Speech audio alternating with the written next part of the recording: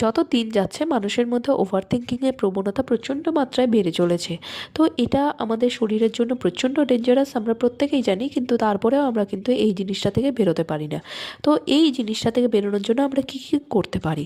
Over thinking যখনই আপনার বডিতে প্রচণ্ড মাত্রায় লুপ হচ্ছে, তখনই আপনি 5 থেকে 10 বার ডিপ ব্রিদিং করুন।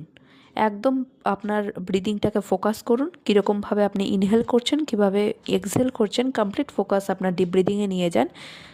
নাম্বার 2 যেটা করবেন, 5 থেকে 10 বার হাই জাম্প করুন। হাই জাম্পের মাধ্যমে কি হবে, আপনার বডিতে মুভমেন্ট হচ্ছে।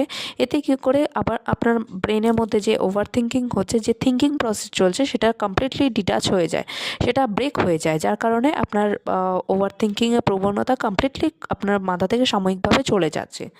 নাম্বার 3 যেটা করবেন, আপনি যে প্রেজেন্ট মোমেন্টে চলে আসুন। যখনই আপনার মধ্যে ওভার থিঙ্কিং চলছে, আপনি প্রেজেন্ট মোমেন্টে চলে আসুন এবং আপনার হাতে যে কাজটা চলছে, হাতের যে কাজটা আপনি করছেন, সেই কাজটাতে কমপ্লিট ফোকাস সেই কাজটাতে করুন। কারণ প্রেজেন্ট মোমেন্টে যত বেশি থাকবেন, আপনার মধ্যে ওভার থিঙ্কিংয়ের প্রবণতা কমপ্লিটলি দূর হয়ে যাবে। ওভার থিঙ্কিং হচ্ছে গিয়ে ফিউচারে ভয় এবং পাস্টের ফেলিওর। তো একদম কমপ্লিটলি প্রেজেন্ট মোমেন্টে যখনই থাকবেন, ওভার থিঙ্কিংয়ের প্রবণতা কিন্তু আপনার মধ্যে থেকে কমপ্লিটলি দূরে সরে যাবে।